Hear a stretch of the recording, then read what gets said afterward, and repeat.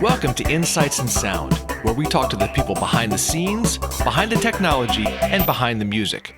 People you may not know, but you should. And please check out getitinwriting.net/shows for a full list of our podcast YouTube series.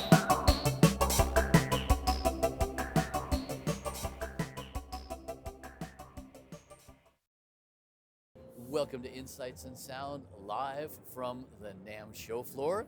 We're in the Harman JBL Media Center, and my guest this morning is Jonathan Wyner of Izotope. What's your actual title at Izotope? Education Director. Education Director. So he is not only working for an incredibly cool company, but he is smart. That might refer to the fact that I am getting an education. Yes, you are. Yes. But also I know you're very involved with AES and, in fact, former president. That's right, I was president in 2021. And have the scars to prove it. Yes, and happily. Mm-hmm. It was a very satisfying year, and I was really proud of what we were able to accomplish and proud to give back to our community. Absolutely. I realized fairly recently that I've been an AES member since the 1980s. Thank you, sir. It's a And great community. It is really a great community. I've had the honor of mentoring students through AES. And, you know, that's one thing that I think is really wonderful is that we are mentored and we mentor at the same time. And that is one of the things I really love about this industry, this community, is the fact that we really all are learning from each other all the time. I remember also being a young person sort of dying to understand what the opportunities were, what were the things that I should be paying attention to and learning about, who I should be learning from, and to have a chance to network and interact with people in the context of AES, it's given me so much. And so, you know, I've got empathy. I'm still that way. I'm still that way. But also, when I see young people coming through, I remember that version of myself. And it's just wonderful. It's wonderful to sort of see the interaction and see people That's grow. it right there. Yeah, that's really it right there. Yeah. Seeing that younger version of yourself, you know, just walking around wide-eyed at a show like NAMM. And NAMM, I mean, first of all, let's just put it out there. It's so damn great to be back at NAMM. Yes. And to be surrounded by our peeps again. It's wonderful. And, you know, we've been away from these sort of impromptu conversations and the extended conversations, and you learn things about people and their work that you wouldn't if you were just scheduling a 20-minute segment on Zoom or something like that. Yeah. It's been really fantastic. And that's another thing, you know, these relationships, these collegial relationships really do become friendships. You learn things about people personally, about, you know, certain things about them, and you realize, wow, we're all really kindred souls in so many ways, you know. That's right. And we have so many of the same shared values, and, you know, we're into this because we love music. Yes. You know, and we're also, it's a weird bunch of people in a beautiful way. No. Yes. So, anyway, yes, so thank you.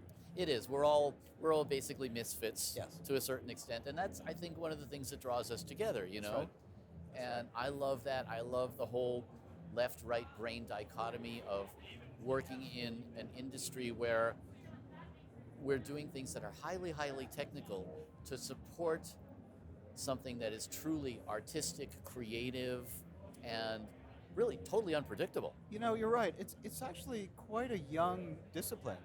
I mean, you know, I guess you could think that sort of trends come in like 30-second waves these days.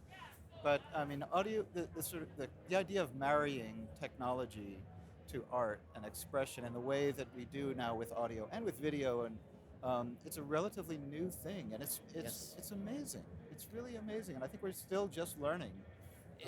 That's just it. We're still just learning, and new ideas and new ways to fuse those concepts come out every single day. And I'm blown away just, you know, walking through the MIDI zone here and seeing the stuff that we can do now. You know, there's a camera here that has a PTZ camera that has MIDI control. Uh-huh. I can use my keyboard to control the camera. I can do all sorts of things now with MIDI, with audio. I mean, you know, okay, let's get into Izotope for a minute here, because you guys have you've changed the game for so many of us. And, you know, as somebody who does a show, regularly. I'm sitting here right now in the NAMM booth, open to a whole lot of background noise. And prior to having RX Suite, I would have never even bothered to do this because I would have known that there would be no way I could clean up this audio to be usable. That's you right. guys have saved my bacon and probably lots and lots of other people's. Right. I mean, you and I both remember when this kind of technology was not available, and it seems like magic. But the fact of the matter is that technology now has, reduced in terms of form factor, and it's improved in terms of quality. Mobile recording is at a level that, it's never been before, and therefore we're capturing audio in more different places than ever. And so, Izotope does a lot of different things, but one of the things is to create this suite of audio repair tools called RX, and it makes it possible to use the audio wherever you capture it. So if you've got, the TV show The Deadliest Catch, that they could not produce that show, I have to say, because they've got production sound, with the engines of the boats right there, and you can render that audio intelligible, or if it's a vocal that's cut in somebody's bedroom, the sort of Billie Eilish style, and a bus goes by, you can use that take. So that is to say, we can do this work and be creative in so many places, and so the tool, I think, has become invaluable in facilitating that. And let's just give a shout out. RX8 won a well-deserved tech award last night. It's a wonderful validation for the whole team. It does take a village to build software. I think a lot of people don't understand that, and maintain it and continue to move things forward. We've got a research team and a design team and development team, and so it's validating, I think, for everybody to have the award and know that people value the tools, and it inspires us to keep doing the things that we're doing right now. As we speak. Really cool.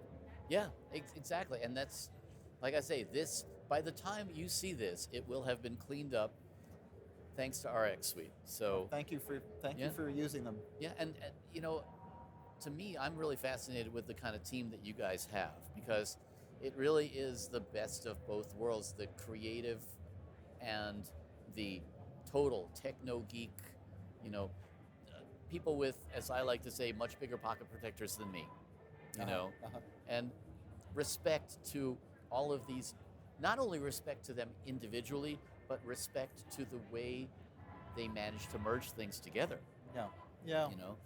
I mean, it's interesting, the things that do, the workflows, the context of the work can be incredibly varied. The people who are doing sound design to create ambiences and soundtracks can use the same underlying technology that's being used to remove noise, or to sort of build new instrument sounds or things like that. So it's really fascinating to think about, okay, we've got this technology, how could it be helpful to people in various ways? So we have different teams that focus on the creative side, the music side, the generative side, the post-production or sound design, or dialogue editor. But the underlying technology is often the same.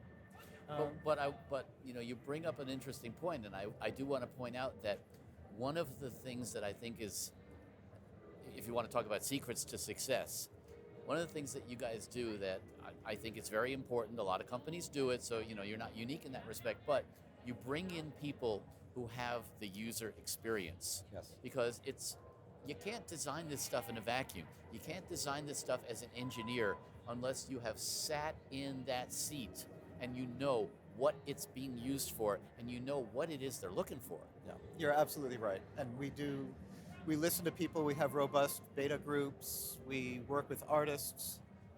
Ultimately, it is the experts in the field that understand what their goals are, and so we have to learn from them to be able to facilitate that work. I mean, I'm fortunate in that I come to this as a practitioner from the music production side especially, although I've done work in forensics and so on, and this predates my relationship with Izotope, so I'm able to bring my subject matter expertise. Yeah, just to clarify there, Jonathan's expertise is primarily as a mastering engineer.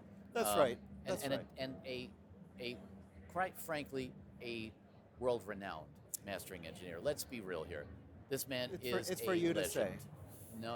I'm humbled in your presence. All that stuff. Well, thank you, Dan. Just give you the plug there. Well, Many people know your work. I'm so happy to be able to do what I do. So Yeah. I feel privileged. What you bring to the process, and that's another whole conversation, Yeah. which we have had previously and we Yeah. can have again about mastering. We don't have to get into that now, but I think that has, in many, many ways, again, it has been a foundation for your understanding of how to impart that information to other people. And so thank you for that. It's a brilliant segue because I did want to make sure to talk a little bit about education and giving back to the community. Yep. And the importance of that. Yes. I will say there's one aspect of this that gets me very excited, which is to build tools that give people insights and so by interacting with the tools you get smarter, or by interacting with the tools you can grow and continue to sort of refine your own work. And so the get more tools creative too, not just smarter. Yeah. That's right. So maybe absolutely, and that as a design ethos is incredibly exciting and interesting. Yeah. And then there's the education, which is even in the context of the conversation we had earlier for AES, people are interested in learning to do better.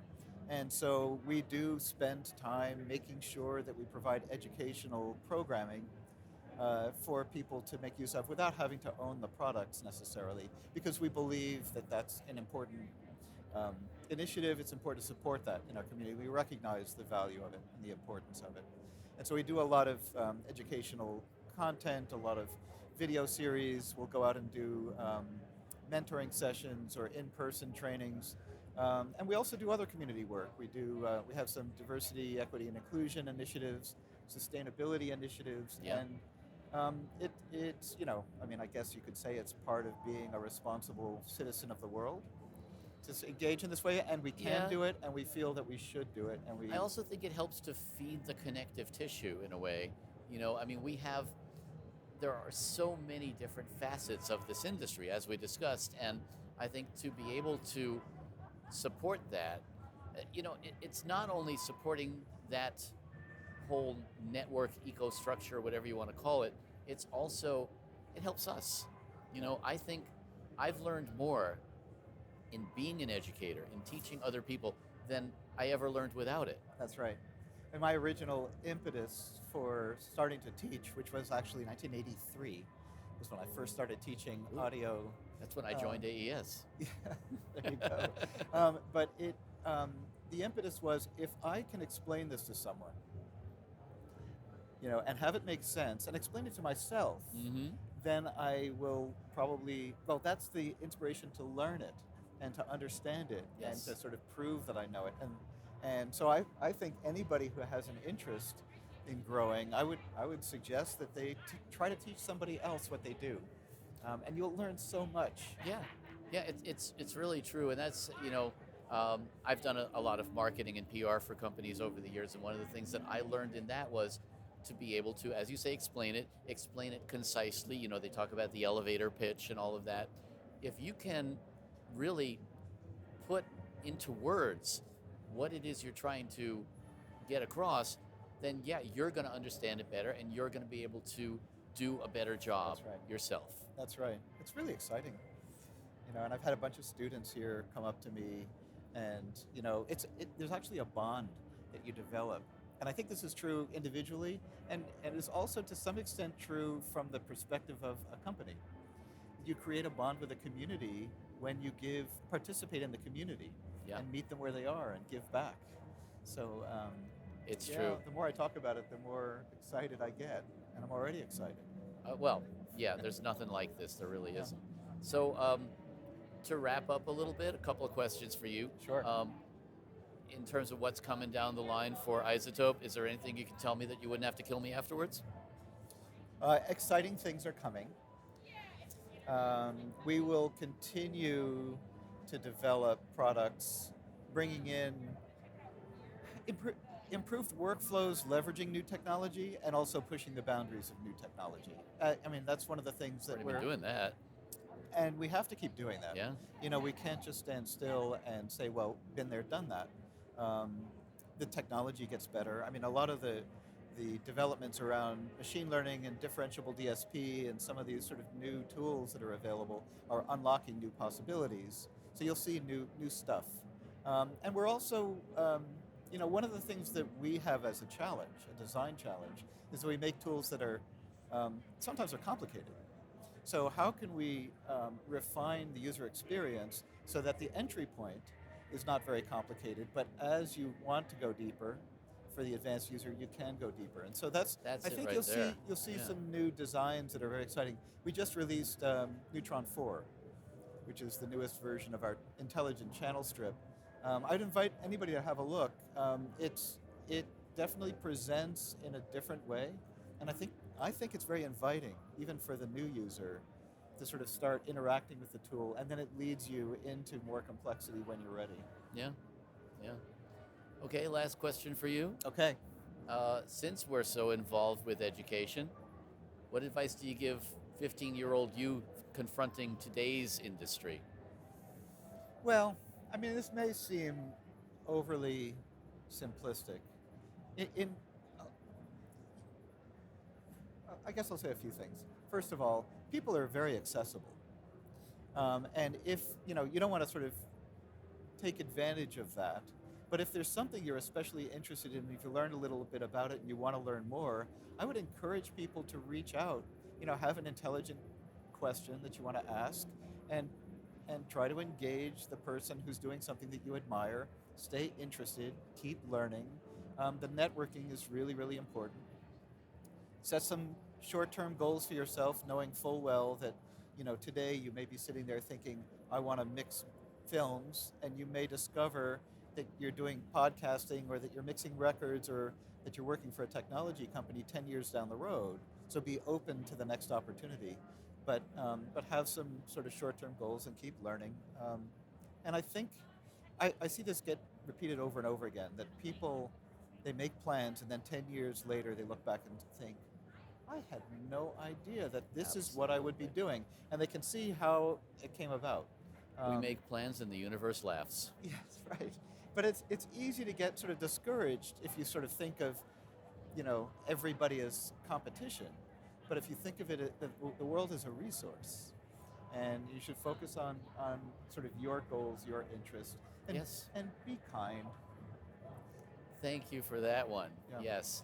Mutual respect, yes. all around, yeah. And really treat everyone as you would like to be treated, right? That's right. That's kind of a golden rule. Yeah. Or something. Yeah, it pays off in beautiful ways. It really does. Yeah. Jonathan Wyner, thank you for being my guest. Daniel, thank you so much for being my host. It's always a pleasure. I appreciate you and what you're doing for our community. Thanks. Always a pleasure.